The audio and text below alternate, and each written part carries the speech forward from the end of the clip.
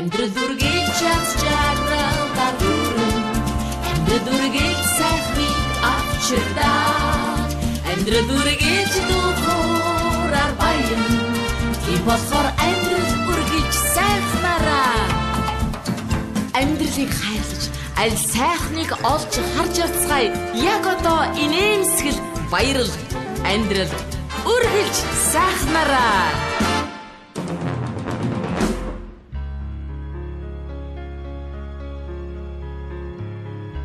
Сайн байцгаана уу сонсогчдоо. Амьдрал үргэлж сайхнараа манай уран бүтээлчийн цаг нэвтрүүлэг маань эхэлж байна. За өнөөдөр би энэ нэвтрүүлгийг танхимдаа Up Music Production-ы продюсер, хөгжмийн зохиолч Моцарт бишээ халиуныхаа нэвтрүүлэгт орж байна.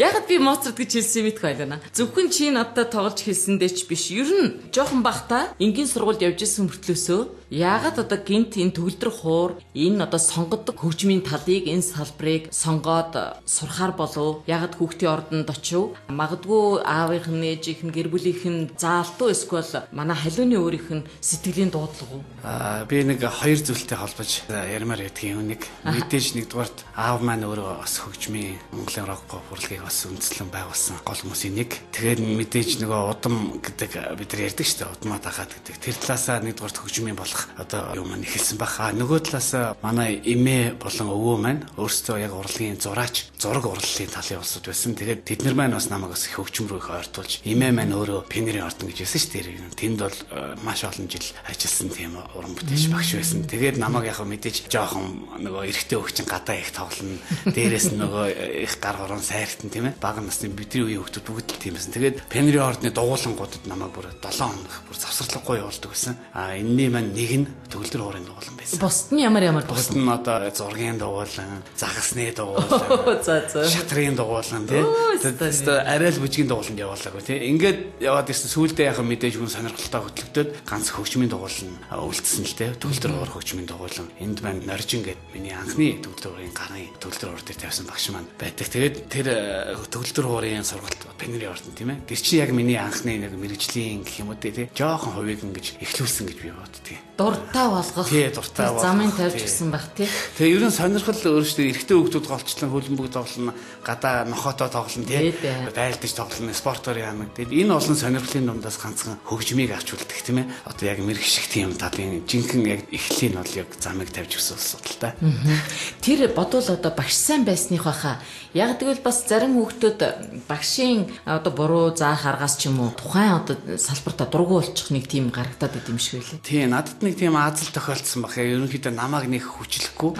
Тэгсэн мөртлөө айгүй сонирхолтой байдлаар заадаг тоглолт, концертууд одоо их гоё хамруулдаг ч гэдэг юм уу тий. Тэгэл хүүхдүүд чинь нөгөө нэг ер нь нэг хөгжмийн тодорхой хэмжээний боловсрал, хөгжмийн тодорхой хэмжээний чадвар олоод авсан хүүхэд бусдаас ер нь жоохон өөр байдаг л да. Бусад хүүхдүүдийг дагуулах тийм ээ. Ер нь жоохон одоо бид нар зохион байгуулалт лидер гэж хэлэхдээ тийм манайх улс төр гэж ойлгочдөг. Тэгээ ер нь хүүхдүүдийнхаа дунд бас хөгжмийн хүүхдүүд, спортын хүүхдүүд тэр нь жоохон лидер болох тийм талтай байдаг. Өөрөөр хэлбэл хөгжим хүнийг хүмүүжүүлдэг юм шиг байна. Тийм, хүмүүжүүл. Хүний хувьд. Өстой жинхнээсээ хүмүүжүүлнэ шүү. Тэгээ зурагтаар янз бүрийн кино мэнүү гарахаар хамгийн түрүү хөгжмийн бид нар тусгаж авдаг. Хөгжим дээр нь үндэслэж юу тухайн одоо кино хүлээж авдаг ч гэдэг юм уу. Би бүр цэцэрлэгт байхасаа санддаг юм л да. Гой гой хүүхдийн байлдаантай кинонууд гарахаар аянуудын хамгийн түрүүнд зээжилждэг. Тэгээд ангийнхаа хүүхдүүдийн чихэнд аялж өгдөг. Ойчралцсан манай ангийн хүүхдүүд те. Тэгээд би чихэнд дүүдүүгээл аялж өгдөг тийм хүүхд байсан. Тэгээд тэр үеэс л хөгжмийн маань жоохон авьяас тодорсон юм уу да. Одоо Мэдүүгийн тэр төгссөн багшийн сургуулийн хөгжмийн багш анги төгссөн шүү дээ тийм. Тэг өөрөө яг энэ дэр дурдсан л да. Миний энэ сургууль бол бас нилээн одоо чанга гэж хэлээ л да тийм.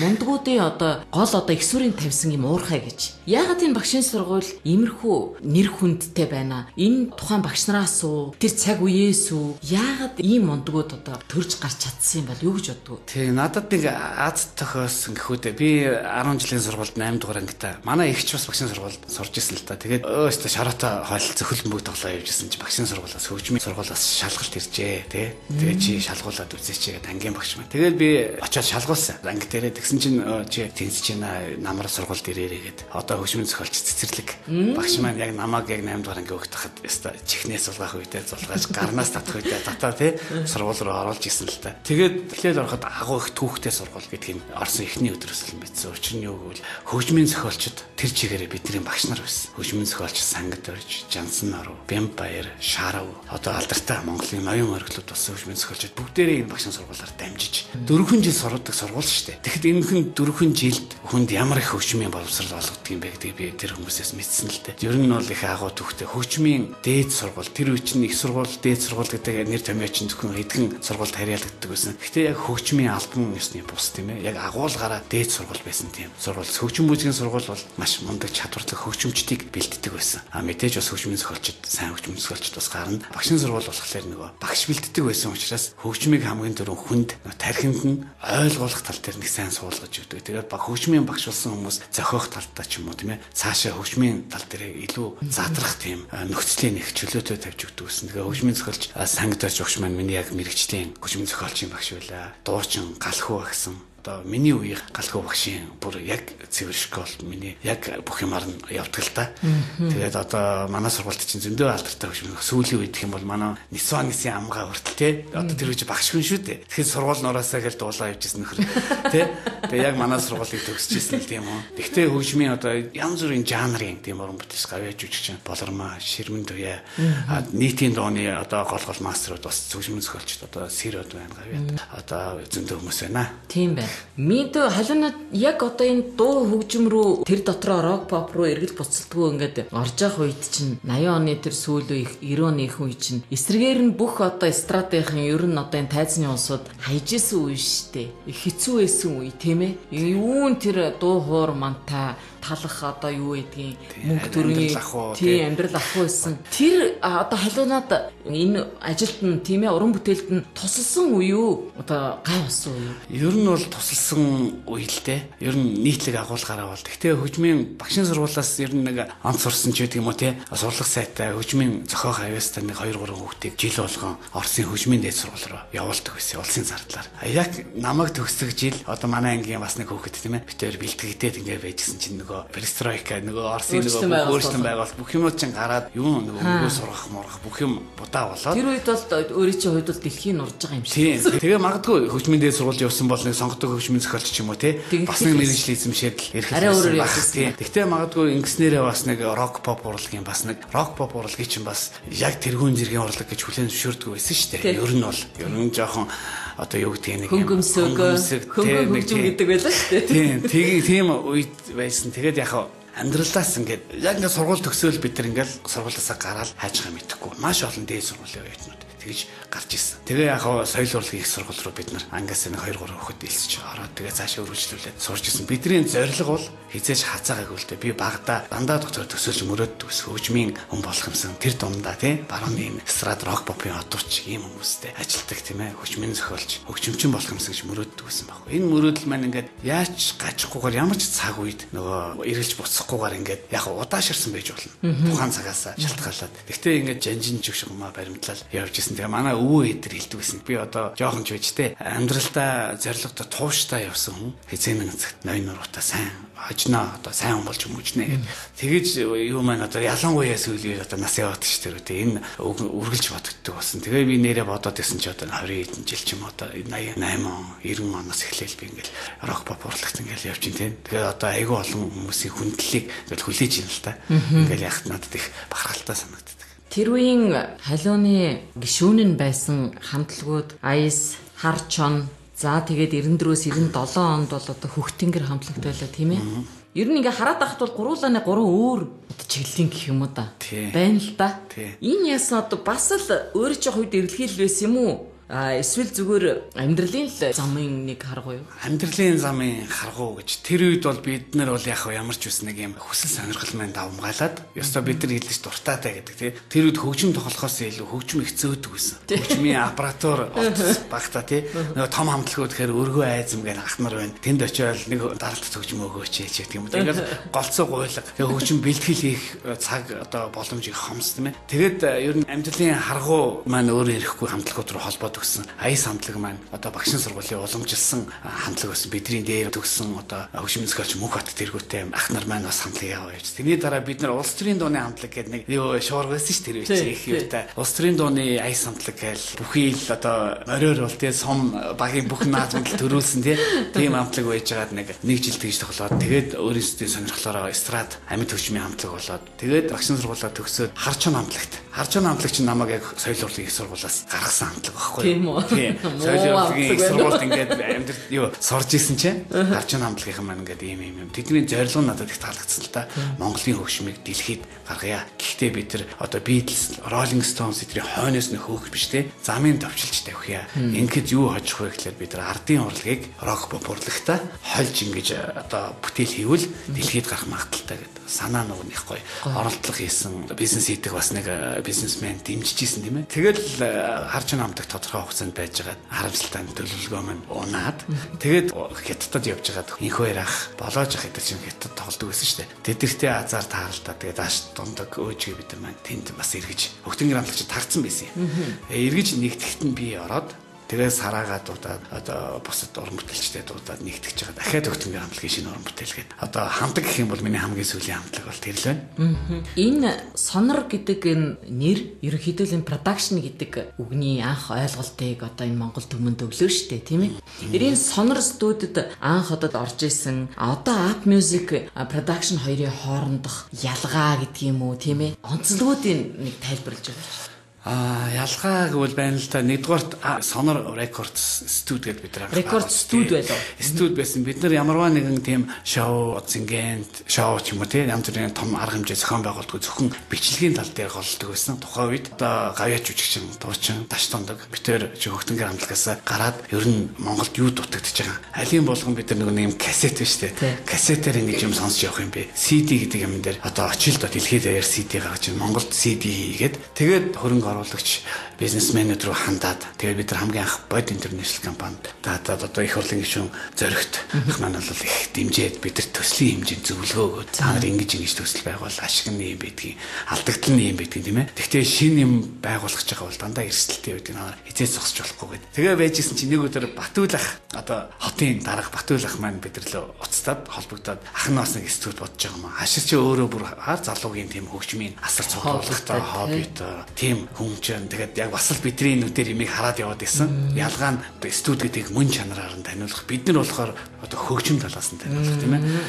Тэгээд Батүлахтай холбогдоод гэрт нь очиод Батүлах ихнэр дээгийгч сайхан хоол хийж өгөөл шүнжэнгээ хуралдаал бид нар ийм гэж цаас гарч ирэл бүх юмаа төлөвлөөр бичсэн. Тэгээд зээл хөөцөлтөд тэгэл зээл хамгийн анх аваад тэгэл студид байгуулж ирсэн. Тэгээд тэр үчи айлтчсан нам 96 сонгуульд ялцсан байсан. Тэгээд Батүлах хурлын гишүүдээс арьсан намын гишүүдээс маш их гишүүдийг студид авчиж үзүүлж ирсэн. Бичлэгийн студ гэж ийм юм байдаг юм а. Зарим нь ярьж ирсэн байхгүй. Бичлэгийн студ гэхээр нэг кассетнаас нөгөө кассет руу хуулдаг юм бэлэг байсан гэж ойлгож байсан гинэ.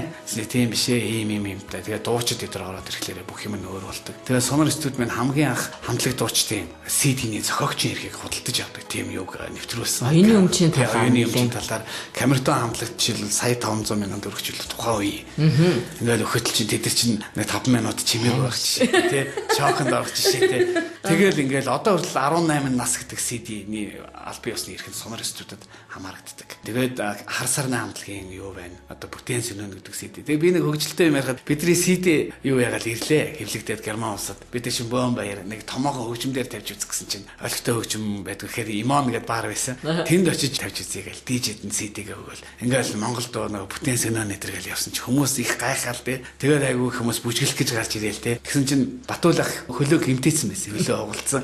Тэгэхэд хөгжим явахад тэр хүнээр төшүүлсэн бүжгийн талбараа алхаад явж исэн байхгүй юу? Одоо бүжгэлэгч л байсан байлгүй дээ. Тийм тэгээд хөгжим гэдэг ерөөсөө л тийм хүнийг өндийлгөх, хүнийг хөгжөөх одоо чадвартай гэдэг бид нар буянтай тийм ажил хийж байгаагаас тухайн үед бас мэдэрч ирсэн. Тэгээ ялгаа гэх юм бол App Music Production гэхээр бид нар яг шоу бизнесийн цөмд орж ажилладаг. Өөрөөр хэлбэл менежерүүдтэй ажилладаг, дуучидтай ажилладаг тийм ээ. Одоо мейкап хийдэг тий, одоо телевизийн одоо видео продюсеруудтай ажилладаг. Ерөөсөө шоу бизнес ямар үйл ажиллагааны чиглэл байна? Бүгдээрээ бид нар хамарч ажилладаг. Одоо тийм production бол дэлхийд даяар олон жилийн өмнөөс байгуулагдсан. Энэ нэг тогтолцооны эхлэл байхгүй юу? Бид нар нэг дуучид маань ерөөсөө л энд нөгөө бие дааж те уран бүтээл хийж ингэж явах аливаа нэгэн продакшнд ажиллаж ингэж явах хоёр асар их зөрүүтэй гэдгийг одоо ойлгож байгаа. Продакшнууд Монголд одоо ингээл New Star тийм ээ. Одоо бие продакшн одоо юу гэдэг манай Art Music гэл зөндөө продакшнууд байна л да. Эдгээр маань одоохондоо нөгөө аливаа нэгэн дэмжлэг байхгүйгээр цэвэр өөрсдөө бие дааж явж байгаа болохоор их бэрхшээлүүд байдгийг. Тэгэхээр яг тодорхой нэг дэмжлэг тодорхой зохиогчийн эрхийн талын хууль батлагдаад шинжилсэн хууль батлаглаад ингээд өмч хөрөнгө оюуны бүтээлийг хамгаалаад худалдан авах худалдах эрхийг баталгаажуулаад олон улсад гаргаад өгөх юм бол продакшн гэдэг юм маань ерөөсөө л шоу бизнесийн үндсэн зарчим амжилттай явах эхлэл. Одоо BX гэж дуучин жишээлбэл New Star Production хамаарчихсан тий. Жохон шүмжлээд хэлэхэд ингээд айгүй амжилттай байж бол тусдаа бие дагаал яхад ингээд энэ олон дуучид нэр нь ингээд үлдээл дөрвтэй бүтээл хийхгүй ч гэдэг юм уу тий. Одоо юу гэдэг манай Ахмад янз бүрийн дуучид бас байна. Эдгээр чинь ингээд бие дагаал юм игээд хизээ нэг цагт мухардаа зогсно. Алийн болгон хувцаа өөрөө үрч явах юм бэ. Алийн болгон нүүр амаа өөрөө бутах юм бэ. Алийн болгон одоо бичлэг юмгаа өөрөө хөөсөлдөж явах юм бэ тий.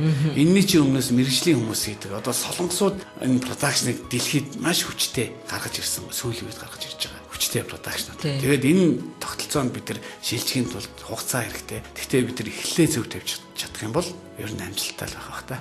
Би ингээл халианы ингээл одоо уран бүтээлийн одоо түүхэн замнал гэж хэлээ л да тийм ээ. Ингээл хоёлаа ярьжсэн чинь ингээл шатаард ингээл дээсэн ингээ өсөөл юм л да. Тэгэл ингээд заримдаа он жилийн хувьд хугацаа бага, заримдаа бүр их тийм ээ. Жишээлбэл Сонор студид өөрийнхөө одоо бүтэн 10 жилийг өгсөн мэдээж Сонор студи өөрт чинь бас тэр одоо хэмжээний их зүйлийг өгсөн байж таар. Art Music хэллээ. Одоо дахиад дээдлэхийн шатанд ямар одоо зүйл харагдаж байхын өөрийн чинь хувьд одоо бэлэн болцсон байгаа юу тэр шат? Яг үйл ажиллагааны хувьд бол цаашаа зөндөө шат байгаа. Гэхдээ яг харьяалал юу гэдэм би Art Music Production нэг л тодорхой яг шоу бизнесийг эхлэгдсэн зарчмын хувьд маш зөв тийм ээ. Яг шоу бизнесийн томоохон компани болгох тийм л мөрөөдөл зорилготой. Бид нар тэгтээ нэг амжилттай явахаараа 2 3 улаан нийлж байгаа л бизнес төр ч гэдэг шүү дээ. Жоо амжилттай явахаараа тустай юм хийдэг мэрдэг гэл тий. Одоо жоохон нэгдэж юм хийх хэрэгтэй. Бид нар болж өгвөл бие биенийг нэгтгэж тийм ээ. Ингэж томоор бид нараа сэтгэж төлөвлөгөө тавьж явахгүй бол бид нар зүгээр л нэг гудамжинд байдаг түүцийн сэтгэлгээгээр тий. Зүгээр ингэж явах юм бол бид нар асар их хугацаа алдна. Тийм учраас бидэрт маш их сурах юм байгаа. Бид нар тэгээд зөвлөгөө авах одоо их зөвлөгөө авах. Одоо бид нар өөрсдөө зөвлөгөө өгдөг төвшөнд насан дээр ирсэн. Тийм учраас нэг одоо нэг гадаадын одоо зөвлөе, туслая гэсэн дэмжсэн тийм янз бүрийн байгууллага, уран бүтээлчдийг бид нар Монгол руу одоо тийм оюуны хөрөнгө бид нар татах тийм зорилготой нэлээ ажиллаж байгаа. Яагаад тэгэхээр бидэрт айгүй их дутагдал ажигладаг. За яг манайхан авиасаар бол Монголд бол мундаг юм да. Аз твдээ бол их мундаг. Бид нар зүгээр л тэр авиасыг хүнд яаж сонирхолтой хэлбэрээр хүргэх вэ гэдэг дээрээ бид нар хасар их алддаг. Өрн тараа хийж. Тийм бид нар зүгээр л авиастал бол болоо гэдэг ойлголтоор өдий хүртэл явж ирсэн. Тэр авиасыг бид нар маш их гоё гэрлээр чимэх ёстой тайзны. Маш өндөр хөгжмийн чанартай дууралтай, маш тайзны өндөр соёлтой тоглолтоор хүргэх ёстой. Энд чинь бид нар дадлаг туршлага, сургалт хэрэгтэй. Дээр үед л тиймээс юм да. Одоо надад аппаратур хөгжим аваад өг. Алаад өгье гэл те. Одоо аппаратур хөгжим байна. Алдаг хүмүүс нь байдгүй. Тэ. Тэгэхээр ерөөсөө бид нар ингээд эхлээл нэг онол гэдэг юм байдаг юм. Аливаа юм дээр хөгжим дээр ч бизнес арга зүй дээр ч тийм ээ тэр онлыг эхлээд маш сайн сурья. Гадаадын айгүй их байгууллагууд, хөгжмийн байгууллагууд одоо манайд сургалтууд явж шít. Хөгжим бүжигдэр жаз сургалт явж тий. Энд чинь ингээл Монголд ингээл одоо ном заагаад байгаа. Номыг бид эхнээсээ үзэх хэрэгтэй. Нэг техник аваад бид нар гэдэг шít. Номыг үзэхгүйгээр залгаж шатаач хийчаал үн яга шатч өгөөд номыг үздэг. Гэтэл номыг эхэлж үзээд яавал шатахгүй вэ гэж эхэлж харах хэрэгтэй. Тэгээд залгах хэрэгтэй байхгүй. Тэгээд эсрэг талаар нь явцсан байгаа биз. Яг нэг монголч тийм энийг бид нар өөрчлөх ёстой. Тэгээд Ста сонин гэдэг үү шүү. Сая би нөгөө нэг өөрийнхөө нэвтрүүлгийг хэн танилцуулж байхад гоё ажлуудыг хэлээл ингээл урд нь хэлэх гоншин гэдэг үгэндээ таарсан гавьяа шагналын талын Монгол улсын гэдэг одоо юм чинь одоо ерөөсөө хэлсэнгүй л дээ. Гэхдээ рок попын дээд шагналыг бол нэг 6-аас 7 удаа өөрөө ч үед хүртсэн байна. Тийм ээ одоо салбараар улсаас ерөөсөө юм өгөхгүй байгаа мó?